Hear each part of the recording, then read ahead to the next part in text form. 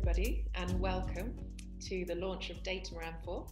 I'm Nikki Wood, Director of Marketing and Partnerships at Datamaran, and this is Marjella Alma. Hello everyone. Who's our Chief Executive, and thank you so much for joining us, taking 45 minutes out of your schedule today. We're going to talk you through the latest things in Datamaran 4, give you a chance to have a sneak peek, and also to ask your questions. So welcome, and let's get started. I'd like to just share a little bit about housekeeping. Obviously, as we're on the webinar, some instructions will be coming up. If you have questions, then please submit them via the chat function. So you're muted at the moment, therefore use the chat function. They can come to me, they can come to Saskia. Saskia is also online to help you if you have any issues with Zoom, anything with sound. You can contact her, her email address is there as well. We would love it if you get a little bit involved, and you can use the hashtag Datamaran4 for social media, and the webinar is being recorded, so it will be sent to all participants later. Now, today we're actually doing interview style, so you've got, really do get those questions ready because there's going to be time for them at the end. If you want to submit them in advance, we'll store them away, but let's get going. Okay, great. So, Marjella, we're launching Datamaran 4 today. It's actually not that long since we launched Datamaran 3. So my question to you would be, what's new? It's a very good question, and first and foremost, thanks everyone for participating today. It's great to see such a great audience, and we're incredibly excited to be launching Datamaran 4 today. I think the biggest development in Datamaran 4 is really the Materiality Application. So we said, since in many industries and social media on your iPhone, everyone's using applications. Why should sustainability professionals not have an app? And the logical step for us really was to focus this around the materiality analysis process, as Datamaran 3 has really been used for informing that materiality analysis by our clients. The difference now is that instead of using all the data sets that sit in Datamaran, there is an application that guides you as a user through that materiality analysis process. So it's fully automated. That's really what's new here, that it's a fully automated process, saving you a lot of time, but also utilizing all those data sets, news, social media, peer information, industry trend information, but also soft laws and hard laws, all feeding that into a more robust and more data-driven materiality analysis. And I think that's also, in a way, how we see the future of this business. So we started 4 years ago, and Datamaran evolved in a way from being a knowledge platform into more of a services platform. So we are truly a software as a service business, and how we will be looking at, let's say, sustainability and risk management, because that's really where we play, to see what are those manual processes out there that we could potentially automate through using technology. Yeah, and I love that. Love the idea of saving people time, automating things, always good. In which case, we've talked a lot about materiality analysis, so I'm going to maybe ask for a quick poll, if Saskia can put that up, and let's see what the audience experience of materiality analysis is. So how many people have that as part of their regular job, are busy reading materiality analysis. So you'll see a poll come up, and just tell us, what's your experience? Do you currently complete a materiality analysis? I'll leave that up for a moment. We're not allowed to vote here, so we have to wait for you.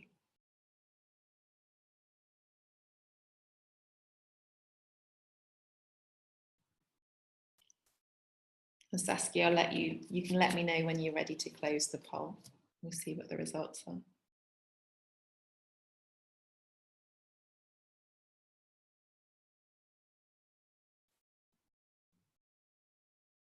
Hey, have we got the results? Okay, interesting. So I don't know whether everybody can see, but the majority of people on today are actually completing the materiality analysis in-house. So therefore we are talking to you, sustainability professionals. You've got a lot of experience with doing that manually. I missed the rest of the results, but I could see we also had a lot of people preparing in terms of report preparers, also doing the materiality analysis, but a good variety. Yeah, good variety, but a good level of experience. So that's great. Okay, in which case, tell me a little bit about how, you know, when you're using an app and things appear instantly, there's a lot of information in the background. How can we really have faith it's a kind of robust process? I think that's important. Can you tell us a bit about that? Yeah, no, I think that's a really valid question, because as Donato will showcase the app, I think one of the sentiments you might have is, how can this be done so incredibly quickly? Now, one answer to that question, or to that sentiment, would be Datamaran 4 is really in its 4th year. So it's been 4 years of building a fairly complex data analytics platform. So initially the focus was through a pilot program with end users, both consultants as well as companies, to figure out what are the sources we should analyze when you think about materiality, and how do you teach a machine how to read these documents, how to analyze these documents like a human would. Yeah.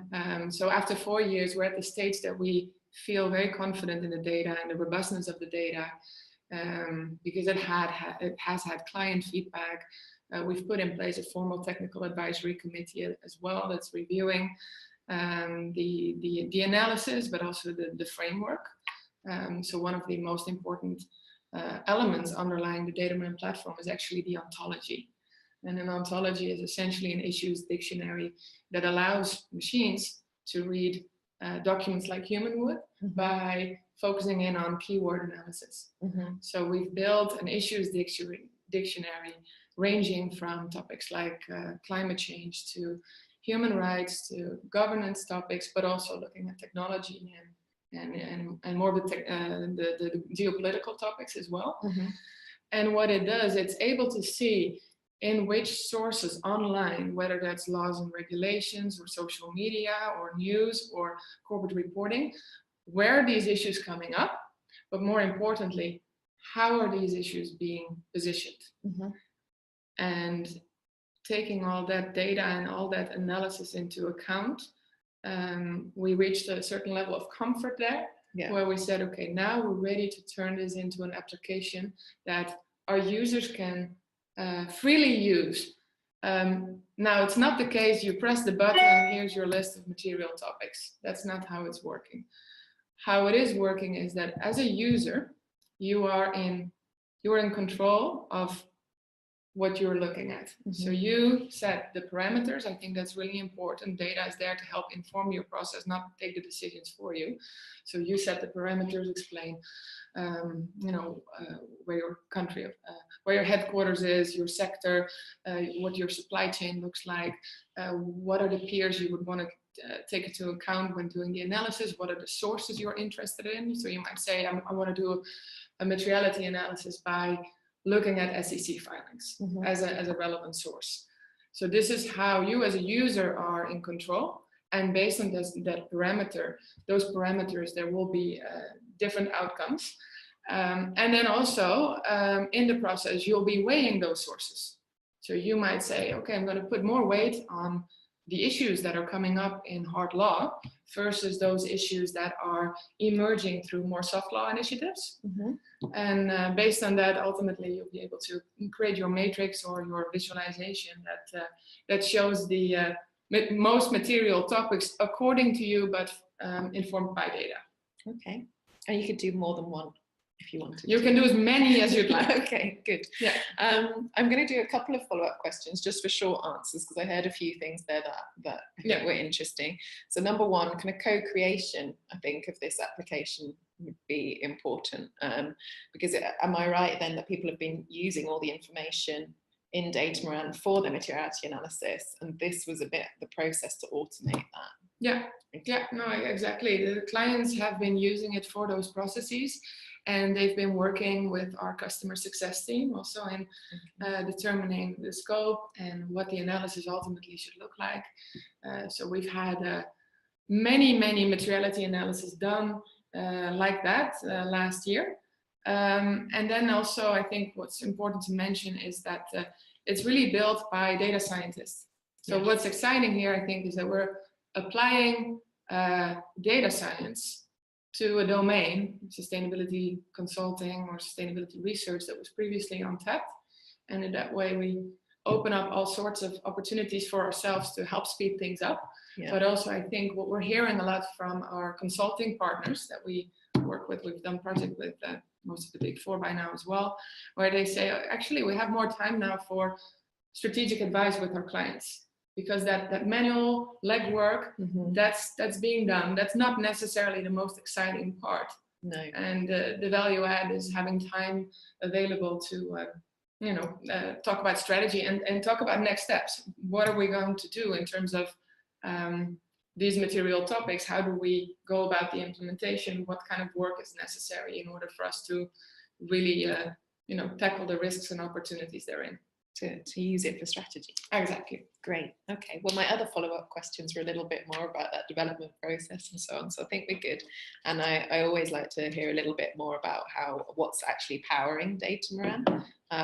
When we say that it's automating manual processes, maybe it's nice just to give us a sense of size, like how many data points would the machine be analyzing? Because that's really the fascinating thing. You PhD train these machines, they go do the work. How many data points would it be analyzing potentially? Potentially millions of data points. It really depends on the parameters you set, but currently Datamaran has data on 7,000 companies worldwide. Okay. And includes all their reporting history since 2010. So that's all the SEC filings, Form 10Ks, 20Fs, financial reports, also non-financial reports, CSR reports. It looks at over 4,000 different regulatory initiatives that are now mandating non-financial issues. I think that's also very relevant when you do your materiality analysis, especially as companies are increasingly trying to make that connection with the legal team as well as the finance office. And then it's looking at online news. So that's all the mainstream media, but also the specialized blogs that talk about these topics. And then in social media, it's primarily we look at Twitter for now to be able to see. So let's think about Twitter as a part of society, as a stakeholder. What's trending in terms of public sentiment? What is driving the conversation around certain issues? I think last month we had an example where we saw that diversity and inclusion on Twitter is mostly influenced by one Twitter user who was at the time Paul Polman, really driving that conversation. So this is also where, on the one hand, there's the materiality analysis that you might do once a year for strategy purposes, but then also where Datamaran comes back in and allows you to monitor how these various issues are evolving over time. Okay. So you do the materiality analysis and then you kind of keep an eye on what's happening a little bit more forward looking. Yeah, so on the one hand, I guess the technology helps you, speed things up. It might show you things that you weren't able to see when you would do it manually, or simply for lack of time, you would not have the time.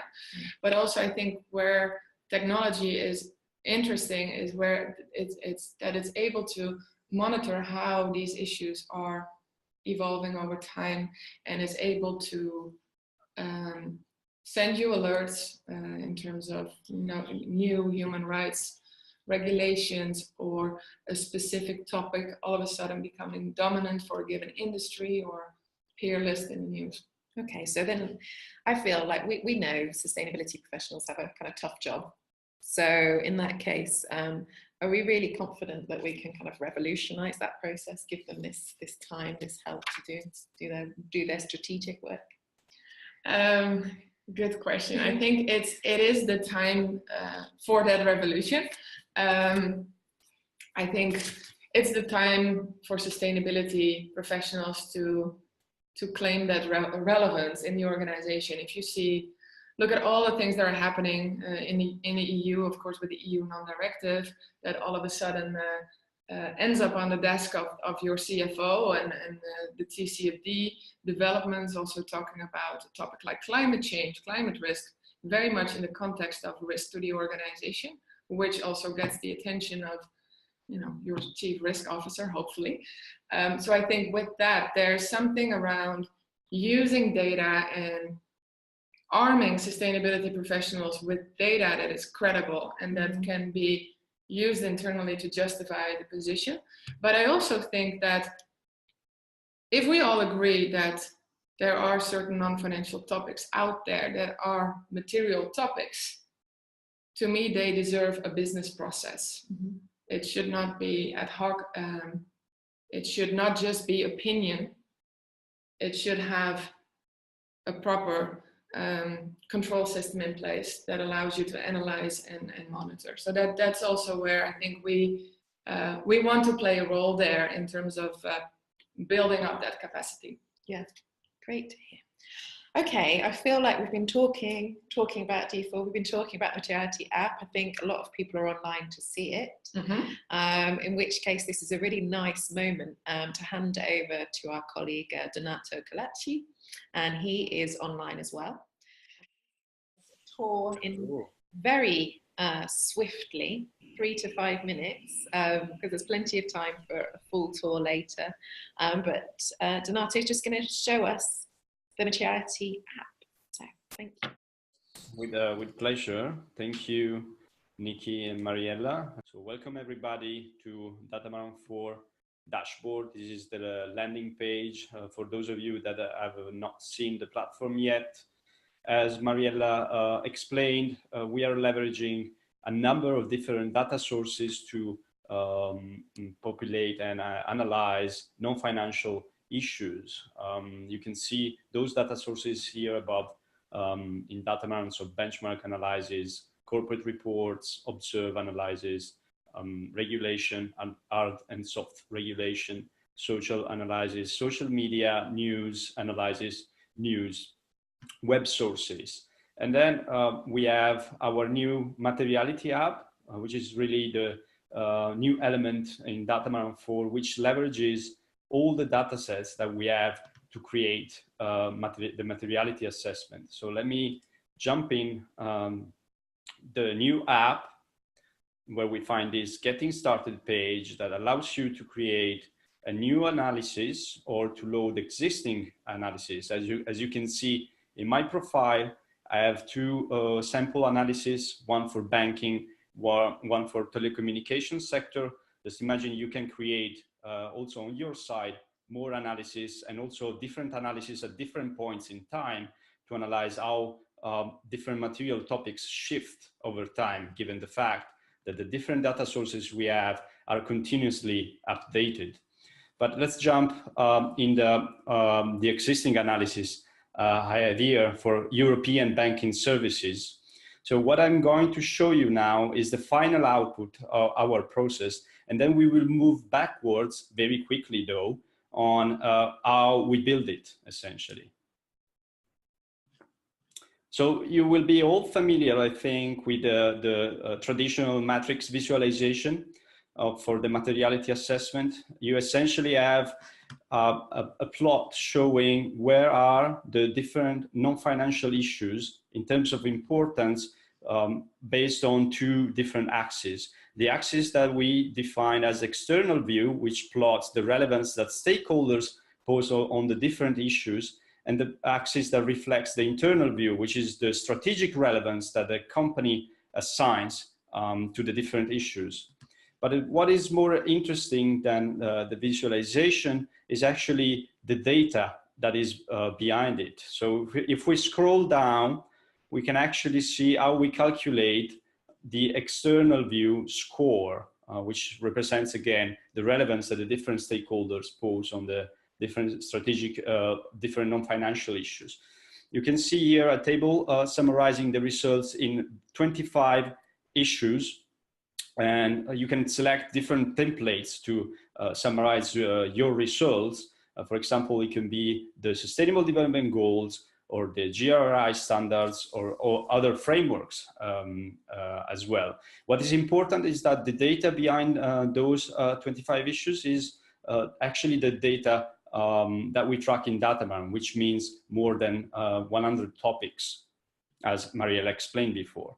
The rationale to calculate those scores is actually calculating a weighted average across the different stakeholder voices represented in each data source. For example, in benchmark, we have peers represented. In mandatory regulation, we have government and public administration.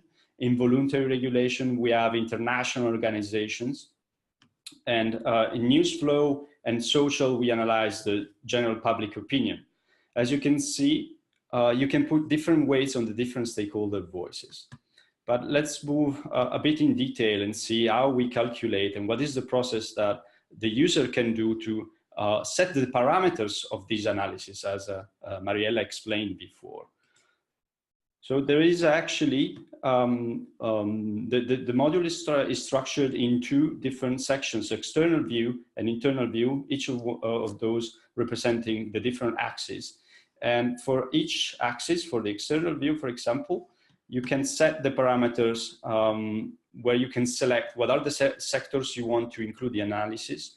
In this example, this is a banking services analysis across Europe, analyzing the different sources we have in Datamaran, sustainability reports, financial reports, and SEC filings. You can immediately see what is the number of companies we are analyzing, the number of countries we are covering, and the top topics emerging from the analysis. A similar approach in setting the parameters can be done across the different data sets we have, so regulations as well, news, and social media.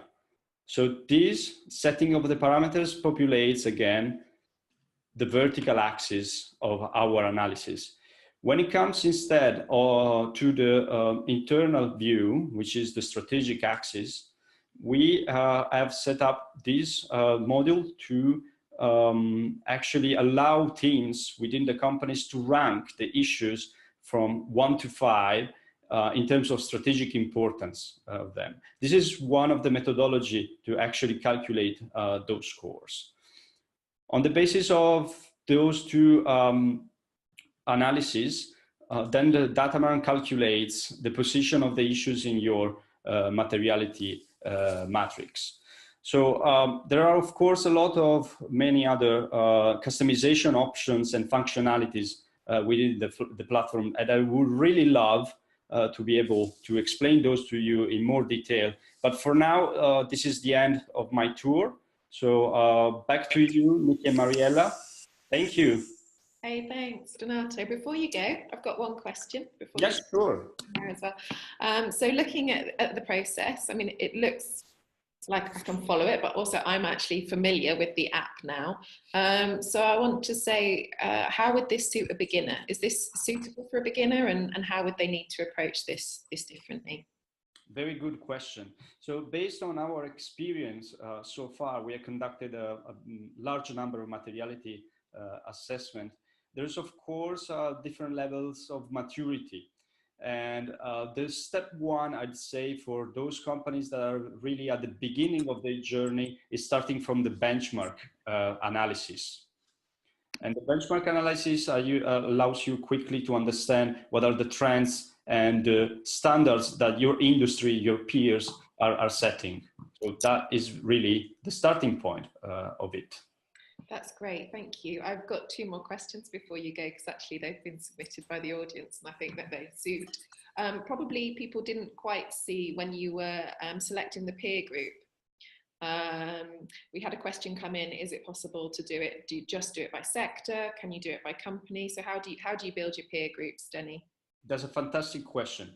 So actually, yes, you can start by creating peer groups based on sector, but one of the most powerful application of what we do is that you can break down the sector walls. And let's make an example of a company that is operating across different sectors. You can actually populate your materiality analysis looking at companies at different sectors and weight them differently to reflect what are the revenues coming from those different sectors. So we are not superimposing our framework or our approach, but actually we're building the analysis bottom up based on the data. Okay, so you can define your peer group in multiple different ways as well. Yes. And the last question is more around standards. You actually mentioned that you could use a different view with the SDGs, with GRI. We've had a question come up from Simon around SASB, who've also defined material topics for several industries. Can you just say a little bit about how the app aligns to different standards or frameworks that people are using? Yes, so this is related to the ontology. that Marjella presented before. Our analytical framework is actually neutral to standards because we track the topics that are mapped to the standards. So you can actually take the topics as the building bricks of your analysis. You can map them and aggregate them in different ways to actually represent the different standards there. Okay, so if you, as an organization, have chosen to use one of the standards, you can do a mapping within the app to make sure that it kind of fits with how you're looking at things, your view as well. Definitely, yes. Yeah. And we have done in the past. All right, you're off the hook for now, Donato, so it's back over to us, but we may come back to you for more questions. Thank you. Sure, thank you. Great. Okay, so I think the question to ask is really a little bit more about how this fits with the Datamaran vision. You mentioned that we're a software as a service company and that this is actually one development. How does this materiality analysis app fit with our kind of vision of what the shift we're trying to make? Can you say a little bit about that? Yeah, I think the position we're taking is to say that we believe that most approaches to corporate strategy and risk management are actually incomplete. Incomplete. What is often missing is the view on non-financial issues. Of course, when you look at the World Economic Forum Global Risk Report, you see that most of the most relevant issues facing business and society currently are environmental risks. So how do we get that to happen? How do we get senior management and boards to actually realize that these issues are important, but maybe even more importantly, offer a way to actually analyze and track them in a way that's credible? We think that the materiality analysis is the key there. And I think because essentially what a materiality analysis should do is help identify those most important topics. So when you look at the various clients we have currently, as Donato mentioned, for those that are just starting off, it's oftentimes about, okay, can we get a sense of industry trends, how this is moving? Can we look at what our peers are doing? So for those clients, it's useful to start with benchmarking. Then a step up is to do a materiality analysis, a proper materiality analysis, really looking at the issues that matter most and having that process informed by involving the right stakeholders in the company, outside of the company, and using technology to help inform that as well. And then use that materiality analysis, especially because all the data is exportable, is auditable, can then also be used to do further analysis in terms of risk management. And that's where we see a lot of appetite currently from existing clients that say, great, we've done this materiality analysis with you, but we also see that this data should actually be used for reputation risk or ERM processes. So it's this stepping stone towards integration that I think is very exciting. That's exciting. And I think actually if we're talking about that, that's an important point. Everything's fully exportable, so you can get the data sets and then you've got this nice transparent auditable trail. Yeah. You've mentioned risk. I want to ask Maeva Charles, who's our Director of Customer Success. She's kind of our risk expert. So Maeva, just wanted to quickly ask you, when it comes to risk management, how are you seeing this being used by clients?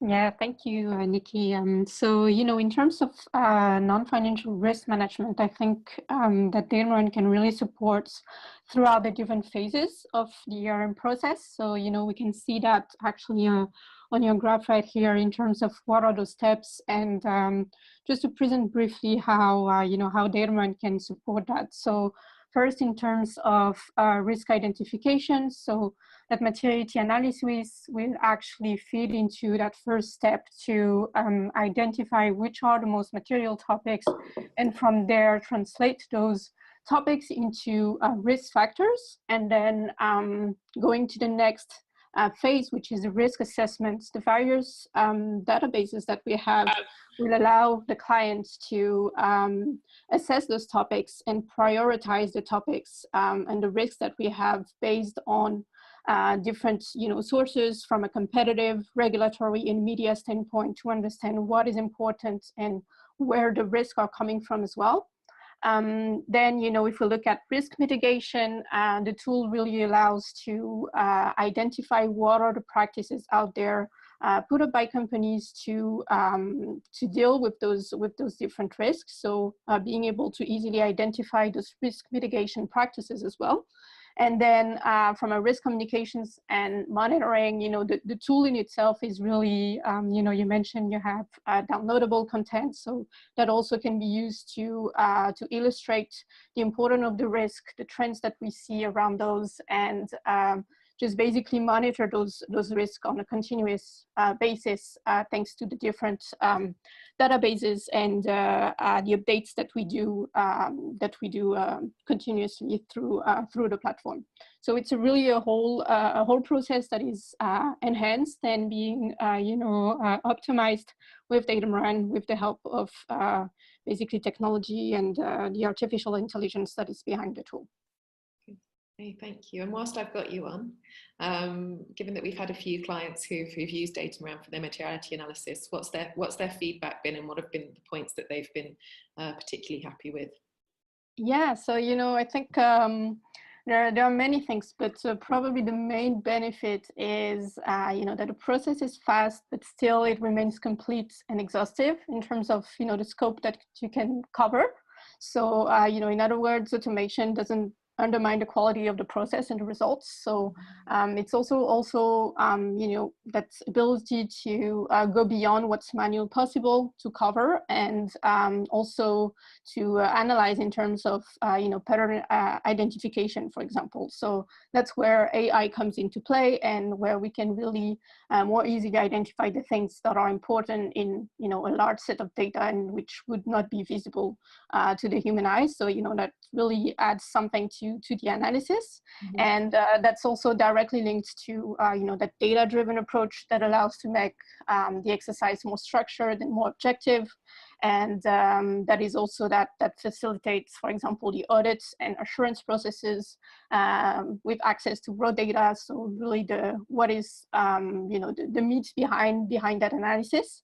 Mm-hmm. So really strengthens the rationale and the justification behind the list of material topics that companies are putting up in their report at the end of the day. So yeah.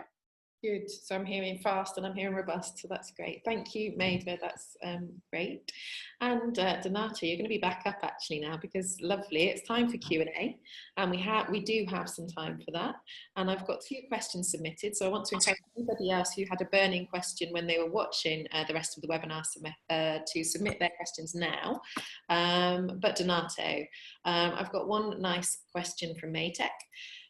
If the company has already got materiality topics, so if they've already done their very clear on their own materiality analysis, can we use the tool to actually verify their validity?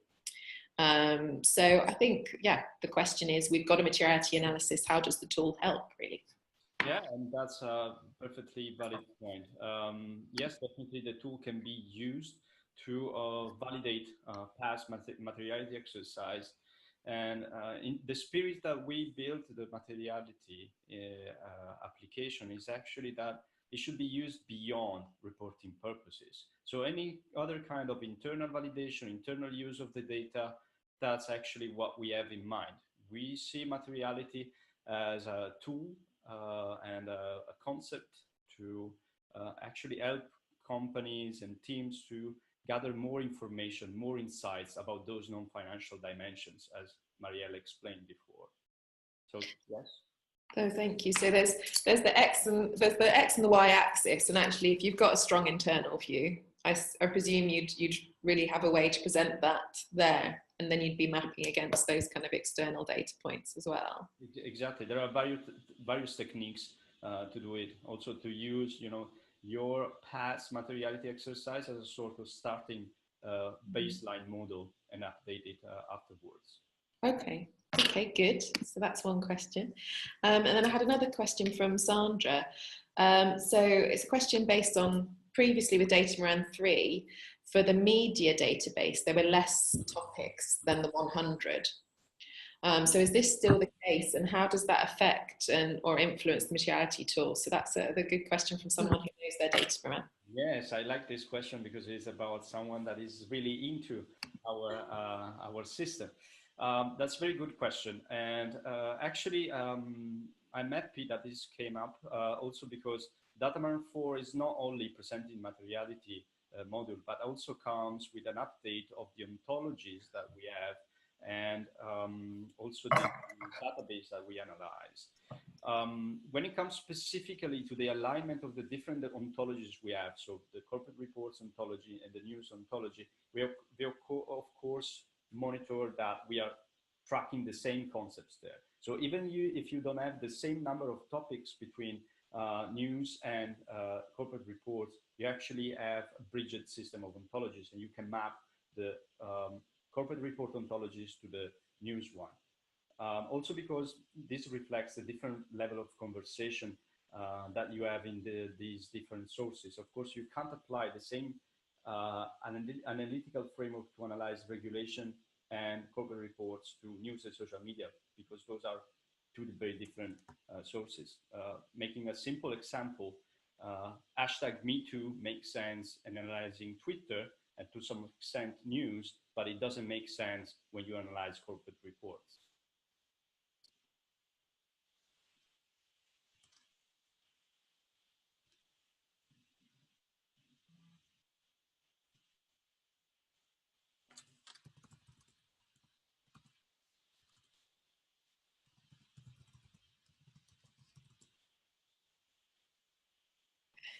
Thank you. So wonderful that you've been able to join us today. And it's been a great moment to launch the Materiality application. I think that what we would we'd obviously like to say a big thank you. I think we'd also like to say this was kind of time for a revolution. We've called it a revolution because we really are going to try to take big strides with materiality, speed this thing up and give sustainability professionals time to work on strategy. Why would you say the time is now? Have we got some closing words from you, Marjella? Yes. Yeah. Thank you, Nikki. I think the time's now because of multiple reasons, but I'm personally incredibly excited by the opportunities that technology offer us. We're able to do new things, and I'm happy that we've been able to start to apply that to the sustainability domain through Datamaran and get data scientists part of this conversation. I think that's very exciting. Also, I saw that there was a lot of conversation this year at Davos around the need for integration of non-financials into risk management. And I think typically when you talk to sustainability professionals, people might say, it shouldn't be about risk, it should be about opportunity.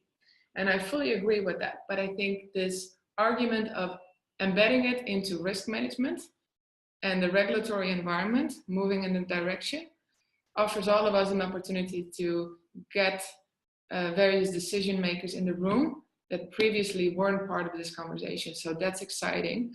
And that also relates to the standard setter, COSO of enterprise risk management, providing guidance now on how to do it. So I think the time's now, the technology is there.